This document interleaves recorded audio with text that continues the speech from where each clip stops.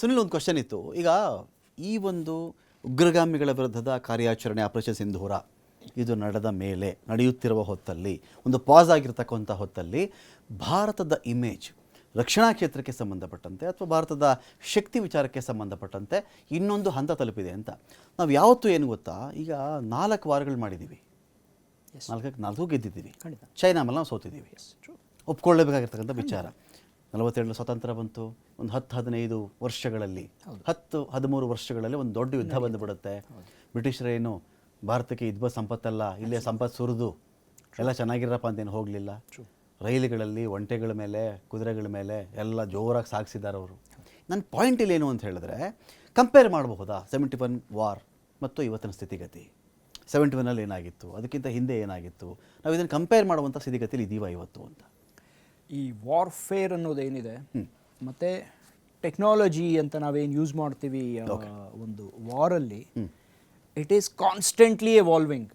ಪ್ರತಿ ದಿನ ಅದು ಬದಲಾಗ್ತಾ ಇರುತ್ತೆ. ಇವತ್ತಿದ್ದಾಗ ನಾಳೆ ಇರಲ್ಲ. There will be upgrades. ನೀವು ಯಾವುದೇ ಸಿಸ್ಟಮ್ ತಗೊಳ್ಳಿ, ಇವತ್ತೊಂದಿದೆ, ಇನ್ 1 ಮಂತಲ್ಲಿ ಒಂದು ಅಪ್ಗ್ರೇಡ್ ಬಂದಿರುತ್ತೆ, 2 ಮಂತ್ಸಲ್ಲಿ ಸೆಕೆಂಡ್ ಅಪ್ಗ್ರೇಡ್ ಬರುತ್ತೆ. It is constantly upgrading.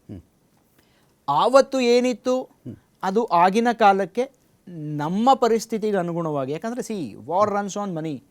ನಮಗೆ ಫೈನಾನ್ಷಿಯಲಿ ನಮ್ಮ ಹತ್ರ ಏನಿತ್ತು, ಭಾರತ ಏನೇನು ತಗೋಬೋದಿತ್ತು, ಅದರ ಬೇಸಿಸ್ ಮೇಲೆ 1971 ಟೈಮ್ ತೊಗೊಂಡ್ರು ಸ್ಯಾಮ್ ಮನೇಕ್ಷಾ ಅವರು.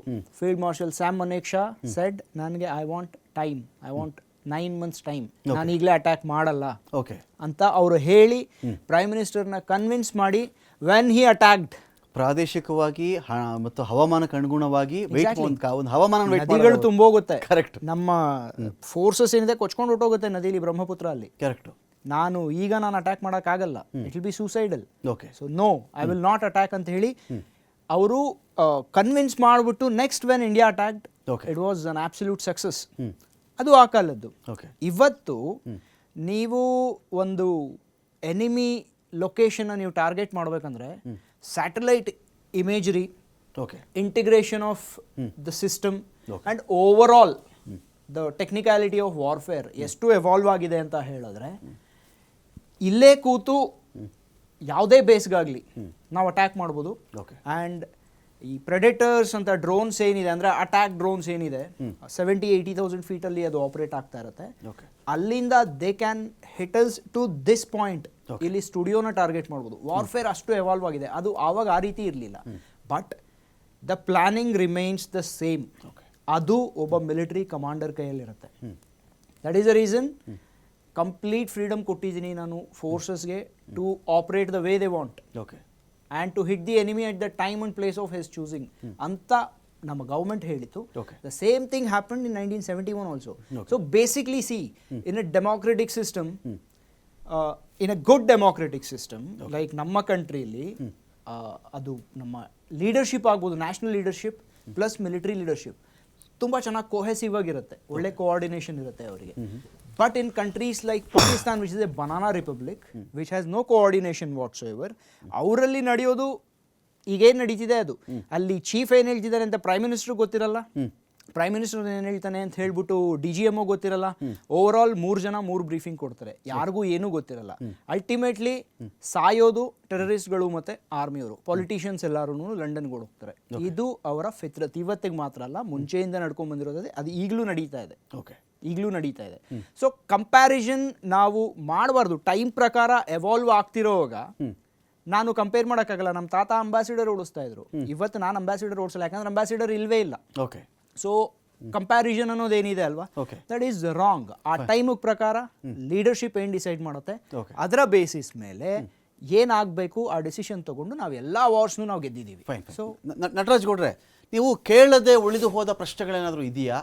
ಈಗ POK ಅಂತ ಒಂದು ವಿಚಾರ ಬಂತು, POKವರೆಗೂ ಕೂಡ ನುಗ್ಗುಬಿಡಬೇಕಾಗಿತ್ತು, ಅದು ತಗೋಬೇಕಾಗಿತ್ತು, ಇಂಥ ಪ್ರಶ್ನೆಗಳು ಬೇಕಾದಷ್ಟು ಬಂತು. ನಟರಾಜ್ ಗೌಡ್ರೆ, ನಿಮ್ಮ ಒಪಿನಿಯನ್ ಏನೀಗ ಕಾಂಗ್ರೆಸ್ಗೆ ಅಥವಾ ಒಂದು ಪ್ರತಿಪಕ್ಷಗಳಿಗೆ? ಕಾರಣ ಇಷ್ಟೇ, ಒಂದು ವಾರ್ ಅಂತ ಬಂದಾಗ ಅಥವಾ ಒಂದು 2 ರಾಜ್ಯಗಳ ನಡುವೆ ಒಂದು ನದಿ ವಿಚಾರ ಅಂತ ಬಂದಾಗ ಸರ್ವಪಕ್ಷಗಳ ಸಭೆ ಅಂತ ಮಾಡ್ತಾರೆ. ನೋಡಿ, ದೇಶದಲ್ಲಿ ಒಂದು ಪಾರ್ಟಿ ನೇತೃತ್ವದಲ್ಲಿ ಅಧಿಕಾರದಲ್ಲಿದ್ದರೂ ಕೂಡ ಒಂದು 36% ಓಟ್ ಅವ್ರಿಗೆ ಬಂದಿರಬಹುದು, ಉಳಿದಿರ್ತಕ್ಕಂಥ 64% ಓಟು ಪ್ರತಿಪಕ್ಷಗಳಲ್ಲಿರುತ್ತೆ. ಹೈಯೆಸ್ಟ್ಗೆ ಅಂತ ಅವ್ರು ಇರಬಹುದು. ಆದರೆ ದೇಶ ಅಂತ ಬಂದ, ದೇಶದ ಒಳಗಿನ ಆಳ್ವಿಕೆ ಬೇರೆ, ದೇಶ ವರ್ಸಸ್ ದೇಶ ಅಂತ ಬಂದಾಗ ಆಗಿರಬೇಕಾದಂಥ ಯೂನಿಟಿಗಳು ಬೇರೆ. ನಿಮ್ಮ ಒಪಿನಿಯನ್ ಇದ್ರ ಬಗ್ಗೆ ಅಂತ ಹೇಳಿ, ಇನ್ನೂ ಪ್ರಶ್ನೆಗಳಿದೆಯಾ ನಿಮ್ಮದು ಅಂತ? ಈಗ ನೋಡಿ, ಈಗ ಪ್ರಶ್ನೆಗಳು ಅನ್ನೋದಕ್ಕಿಂತ ಓಕೆ, ಹೊಣೆಗಾರಿಕೆ ಇರತಕ್ಕಂತಹ ಕೇಂದ್ರ ಸರ್ಕಾರ ಎಲ್ಲರನ್ನು ಇನ್ವಾಲ್ವ್ಮೆಂಟ್ ಮಾಡಿಕೊಂಡು ಎಲ್ಲರಿಗೂ ಮಾಹಿತಿ ಕೊಡುವಂಥ ಜವಾಬ್ದಾರಿಯನ್ನು ಅದು ಹೊಂದಿರ್ತದೆ. ಆಮೇಲೆ ಎಲ್ಲರಿಂದಲೂ ಸಲಹೆಗಳನ್ನು ಸಹಕಾರವನ್ನು ಪಡ್ಕೊಳ್ಳೋ ಜವಾಬ್ದಾರಿ ಕೂಡ ಅದು ಹೊಂದಿರ್ತದೆ. ಎಲ್ಲರ ಸಲಹೆ ಸಹಕಾರ ತೆಗೆದುಕೊಳ್ಳಿಕ್ಕೆ ಮತ್ತೆ ಮಾಹಿತಿಯನ್ನು ಕೊಡಲಿಕ್ಕೆ ಒಂದು ಸಂಸತ್ತು, ಅಲ್ಲಿ ಅಧಿವೇಶನ ಒಂದು ಒಳ್ಳೆಯ ಜಾಗ, ಒಳ್ಳೆಯ ಮಾರ್ಗ. ಇಲ್ಲಿ ಪ್ರಶ್ನೆಗಳು ಇದಾವೆ. ಆ ಪ್ರಶ್ನೆಗಳನ್ನ ಇವತ್ತು ಕೇಳಲ್ಲ, ಸಂಸತ್ತಲ್ಲಿ ಕೇಳ್ತೀವಿ ಅಂತ ಮಾನ್ಯ ಖರ್ಗೆ ಅವರು ಆಲ್ರೆಡಿ ಹೇಳಿದ್ದಾರೆ. ನೋಡಿ, 1971 ವಾರದಲ್ಲಿ ನಮ್ದು ಅಬ್ಜೆಕ್ಟಿವ್ ಏನಿತ್ತು, ಆ ಅಬ್ಜೆಕ್ಟಿವ್ ಸಾರ್ಥಕ ಆಯ್ತಾ, ಆ ಅಬ್ಜೆಕ್ಟಿವ್ನ ಅಚೀವ್ ಮಾಡ್ಲಿಕ್ಕೆ ಸಾರ್ಥಕ ಆಯ್ತಾ ನಮ್ಗೆ ಭಾರತ ಸರ್ಕಾರದಿಂದ ಆಯ್ತು ಆ ಸಮಯದಲ್ಲಿ. ಇವತ್ತಿನ ಆಪರೇಷನ್ ಸಿಂಧೂರದ ಅಬ್ಜೆಕ್ಟಿವ್ ಏನು, ಭಯೋತ್ಪಾದನೆ ನಿರ್ಮೂಲನೆ ಮಾಡ್ತೀವಿ ಅಂತ ನೀವು ಹೊರಟಿದಿರಲ್ಲ, ಈ ಅಬ್ಜೆಕ್ಟಿವ್ ನಿಮ್ದು ಈಡೇರಿದೆಯಾ?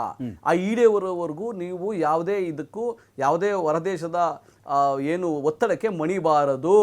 ಅದು ಇನ್ಕ್ಲೂಡಿಂಗ್ ಅಮೆರಿಕ ಆಗಬಹುದು ಅಥವಾ ನಮ್ಮ ಬೇರೆ ಕಂಟ್ರಿಗಳಾಗ್ಬೋದು, UN ಕಂಟ್ರಿಗಳಾಗ್ಬೋದು, ಯಾವುದೇ ಒತ್ತಡಕ್ಕೆ ಮಣಿಬಾರದು. ಇದಕ್ಕೆ ನಮ್ಗೆ ಸಂಪೂರ್ಣ ಬೆಂಬಲ ಇದೆ ಅಂತ. ನಮ್ಮ ಅಬ್ಜೆಕ್ಟಿವ್ ಈಡೇರದ ಹೊರತು ಪಾಕಿಸ್ತಾನ ತನ್ನ ಭಯೋತ್ಪಾದನಾ ಪ್ರಮೋಷನ್ ಏನ್ ಮಾಡ್ತಾ ಇದೆ ಅದನ್ನು ನಿಲ್ಲಿಸದ ಹೊರತು, ಅಥವಾ ಅಲ್ಲಿ POKನಲ್ಲಾಗ್ಲಿ ಪಾಕಿಸ್ತಾನದಲ್ಲಾಗ್ಲಿ ಎಲ್ಲೆಲ್ಲಿ ಭಯೋತ್ಪಾದಕ ಕ್ಯಾಂಪ್ಗಳಿದ್ದಾವೆ ಅದನ್ನು ನಿರ್ಮೂಲನೆ ಮಾಡೋದ ಹೊರತು, ಈ ಭಯೋತ್ಪಾದಕರು ಯಾರ್ಯಾರು ಪುಲ್ವಾಮಾ ಅಟ್ಯಾಕ್ಗೆ ಆಗಲಿ ಅಥವಾ ಪಹಲ್ಗಾಮ್ ಅಟ್ಯಾಕ್ಗೆ ಯಾರ್ಯಾರು ಹೊಣೆಗಾರರಿದ್ದಾರೆ ಅವರು ನಿರ್ಮೂಲನೆ ಆಗೋದ ಹೊರತು ನೀವು ವಿರಮಿಸಬಾರದು. ಇದು ನಮ್ಮ ಭಾರತ ಸರ್ಕಾರದ ನಿರ್ಧಾರ ಆಗಿರಬೇಕು, ತೀರ್ಮಾನ ಆಗಿರಬೇಕು. ಅದಕ್ಕೆ ಇಡೀ ದೇಶ ಒಂದಾಗಿ ನಾವು ಜೊತೆಗೆ ಇರ್ತೀವಿ ಅಂತ ಹೇಳ್ತಾ ಇರ್ತಕ್ಕಂಥದ್ದು. ಅದು ನಿಮ್ಗೆ ಆ ಅಬ್ಜೆಕ್ಟಿವ್ ಈಡೇರದೆ, ಅದು ಅಚೀವ್ ಆಗದೆ ನೀವು ವಿರಮಿಸಿದರೆ ನೀವು ಯಾವುದೋ ಒತ್ತಡಕ್ಕೆ ಮಣಿದಿದ್ದೀರಿ ಅಂತ ಬರುತ್ತೆ. ಈಗ ಬಂದಿದೆ ಆಲ್ರೆಡಿ. ಪ್ರಪಂಚ ಎಲ್ಲಾ ಕಡೆ ಏನ್ ಹೇಳ್ತಾ ಇದೆ, ಟ್ರಂಪ್ ನಿಲ್ಲಿಸ್ಬಿಟ್ನಂತೆ ಯುದ್ಧನ ಅಂತ ಬರ್ತಾ ಇರೋದು ನಮ್ಗೆ ಒಳ್ಳೆಯ ಮಾಹಿತಿ ಅಲ್ಲ, ಒಳ್ಳೆಯ ಬೆಳವಣಿಗೆ ಅಲ್ಲ. ಇದನ್ನು ನಾವು ಸರ್ಕಾರ ಕೇಳ್ತಾ ಇರೋದು. ಸರ್ಕಾರವಾಗಿ ನೀವು ಅಲ್ಲಿ ಅವ್ರಿಗೆ ರತನ್ ಉತ್ತರ ಕೊಡಿ. ಈಗ ವಿರಮಿಸುತ್ತಿರುವುದಾ, ಇದು ವಿರಾಮವ ಅಥವಾ ಇದು ಪೂರ್ಣ ವಿರಾಮನ? ಇದನ್ನ ಯಾವ ತರ ಭಾವಿಸ್ಬೇಕು ಅಂತ, ಭಾರತನ ಉದ್ದೇಶ ಪೂರ್ತಿ ಕಂಪ್ಲೀಟ್ ಮಾಡ್ತಾ ಅಂತ? ರಮಾಕಾಂತ್ ಅವರೇ, ಕರ್ನಲ್ ಅವರು ಬಹಳ ಚೆನ್ನಾಗಿ ಒಂದು ವಿಷಯವನ್ನು ಹೇಳಿದ್ರು. ಇವಾಲ್ವಿಂಗ್ ಅಂತ ಒಂದು ಪದವನ್ನು ಬಳಸಿದ್ರು. ಎಸ್, ಅಫ್ಕೋರ್ಸ್, ಒಂದಾನೊಂದು ಕಾಲದಲ್ಲಿ ಲ್ಯಾಂಡ್ ಅಲ್ಲಿ ಯುದ್ಧ ಆಗ್ತಾ ಇತ್ತಂತೆ. ನಂತರ ಯಾರು ವಾಟರ್ ಅಲ್ಲಿ ಸುಪೀರಿಯಾರಿಟಿ ಪಡೆದ್ರು ಅವರು ಗೆಲ್ತಾ ಇದ್ರು ಅಂತ ಹೇಳ್ತಾರೆ. ಈಗ ಯುರೋಪಿಯನ್ ಕಂಟ್ರೀಸ್ ಎಲ್ಲ ನೌಕಾಸೇನೆ, ನೌಕಾಸೇನೆ. ಅದಾದ ನಂತರ ಏರ್, ಯಾರು ವಾಯು ಇದರಲ್ಲಿ ಸುಪೀರಿಯಾರಿಟಿ ಪರೀತಿದ್ರು ಅವರು ವಿನ್ ಆಗ್ತಿದ್ರು ಅಂತ. ನೆಕ್ಸ್ಟ್ ಬರುವಂತ future of war belongs to space ಅಂತ ಹೇಳ್ತಾರೆ.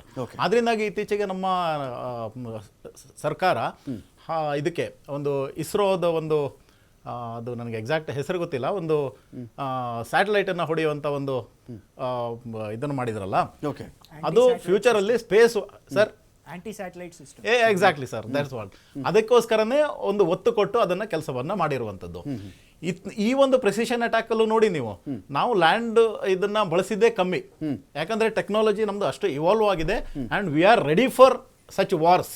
ಅಂದ್ರೆ we are future ready for wars. ಆದ್ರಿಂದಾಗಿ ನಾವು ಬರುವಂತ ದಿನಗಳಲ್ಲಿ ಇದನ್ನ ಇಲ್ಲಿಗೆ ನಿಲ್ಲಿಸಲ್ಲ ಅಂತ ಪ್ರಧಾನಮಂತ್ರಿಗಳು ಹೇಳಿದ್ದಾರೆ. ಅವ್ರು ನಿಲ್ಲಿಸಬೇಕು ಭಯೋತ್ಪಾದನೆಯ ಹಾರ್ಬರಿಂಗ್ ಅನ್ನ ಅವರು ನಿಲ್ಲಿಸಿದ್ರೆ ಮಾತ್ರ ನಾವು ನಿಲ್ಲಿಸ್ತೀವಿ. ಇಲ್ಲ ಅಂದ್ರೆ ಅಲ್ಲಿ ತನಕನೂ ಇದು ನಿಲ್ಲಿಸುವಂತ ಒಂದು ಸಾಧ್ಯತೆ ಇಲ್ವೇ ಇಲ್ಲ. ಹಾಗೂ ವಿರೋಧ ಪಕ್ಷಗಳಿಗೆ ನಾವು ಕೇಳುವಂತದ್ದು ಒಂದೇ ಒಂದು, ಇಂಥ ಸಮಯದಲ್ಲಿ ರಾಜಕೀಯವನ್ನ ಮಾಡಬೇಡಿ. ನಾವು ಇಂದಿರಾ ಗಾಂಧಿ ಅವರು 90,000ಕ್ಕೂ ಹೆಚ್ಚು ಸೈನಿಕರನ್ನ ಯಾಕೆ ಪಾಕಿಸ್ತಾನಕ್ಕೆ ವಾಪಸ್ ಬಿಟ್ಕೊಟ್ರು ಅಂತ ಕೇಳೋದಿಲ್ಲ. ಆನಂತರ 59 ನೀವು ಹೇಳಿದ್ರಲ್ಲ, 54 ಅನುಮಾನ ಇರೋದು, 54 ಇಂಡಿಯನ್ ಸೈನಿಕರನ್ನ ಯಾಕೆ ನೀವು ತಂದಿಲ್ಲ? ಅವ್ರ ಪಾಪ ಅಲ್ಲಿ ಚಿತ್ರಹಿಂಸೆಯಿಂದ ಪಾಕಿಸ್ತಾನದ ಜೈಲ್ಗಳಲ್ಲಿ ಸತ್ತೋದ್ರು. ಆ ಪ್ರಶ್ನೆಯನ್ನ ನಾವು ಕೇಳ್ತಾ ಇಲ್ಲ. ಆನಂತರ ಮುಂಬೈ ದಾಳಿ ಆಯ್ತಲ್ಲ, ಆವಾಗ ನೀವು ಏನ್ ಆಕ್ಷನ್ ತಗೊಂಡಿದ್ದೀರಿ ಅಂತಾನು ನಾವು ಕೇಳ್ತಾ ಇಲ್ಲ. ಅದರಿಂದಾಗಿ ಈ ಸಮಯ ಎಲ್ಲರೂ ಒಟ್ಟಾಗಿರುವಂತ ಸಮಯ. ಹಾಗೂ ದೇಶಕ್ಕಾಗಿ ನಾವೆಲ್ಲರೂ ಒಟ್ಟಾಗಿರೋಣ, ಹಾಗೂ ಆರ್ಮಿಯನ್ನ ಸಂಪೂರ್ಣವಾಗಿ ಬೆಂಬಲಿಸೋಣ ಈ ಒಂದು ಸಮಯದಲ್ಲಿ ಅಂತ ಹೇಳಿಕ್ ಬಯಸ್ತೇನೆ. Thank you Ratan, thank you Nataraj ಗೌಡ್ರೆ, ಥ್ಯಾಂಕ್ ಯು ಸುನಿಲ್. ಸಾಕಷ್ಟು ವಿಷಯಗಳ ಬಗ್ಗೆ ಮಾಹಿತಿ ಕೊಟ್ಟಿದ್ದೀರಿ. ಈ ಒಂದು ವಿಚಾರದಲ್ಲಿ ಈಗ ಒಂದು ವಾರ್ ಅನ್ನೋ ಒಂದು ದೊಡ್ಡ ಸಬ್ಜೆಕ್ಟ್ ಇದು. ಈ ಸಬ್ಜೆಕ್ಟು ಸದ್ಯಕ್ಕೆ ಭಾರತ ವಾರ್ ಮಾಡದೇ ಇದ್ದರೂ ಕೂಡ ಒಂದು ಭಯೋತ್ಪಾದನೆ ನಿಗ್ರಹದ ದೃಷ್ಟಿಯಿಂದ ಭಾರತ ಇಟ್ಟಿರ್ತಕ್ಕಂಥ ಹೆಜ್ಜೆ ಇದೆಯಲ್ಲ, ಇದು ವಾರ್ಗಿಂತ ಏನು ಕಡಿಮೆ ಇಲ್ಲ ಅಂತ. ಅಂದರೆ ಭಯೋತ್ಪಾದನೆ ವಿರುದ್ಧದ ಸಮರ ಇದು. ಈ ಸಮರ ಎಲ್ಲಿವರೆಗೂ ಹೋಗುತ್ತೆ? ನಾಮಾವಶೇಷ ಮಾಡೋರಿಗೂ ಇದು ಹೋಗಲಿ. ಇನ್ನೆಂದಿಗೂ ಅಂದರೆ ಭಾರತ ಒಂದು ಕಡೆ ಸ್ಪಷ್ಟಪಡಿಸಿದೆ, ಇನ್ನು ಮುಂದೆ ಭಯೋತ್ಪಾದನೆಯ ಯಾವುದೇ ಕೃತ್ಯವನ್ನು ಯುದ್ಧವೆಂದೇ ಪರಿಗಣಿಸಬೇಕಾಗತ್ತೆ ಭಾರತ ಅಂಥೇಳಿ ಆ ಒಂದು ಮಟ್ಟದಲ್ಲಿ ಅವರೆಲ್ಲರ ಮೂಲೋತ್ಪಾಟನೆ ಆಗಲಿ, ಒಳ್ಳೆಯ ಜನ, ಸಾಮಾನ್ಯ ಜನ ಅಥವಾ ಒಂದು ದೇಶಗಳ ನಡುವಿನ ಜನ ಇಂಥ ದುಷ್ಟರಿಂದ ದುರುಳರಿಂದ ಕಿರುಕುಳಕ್ಕೆ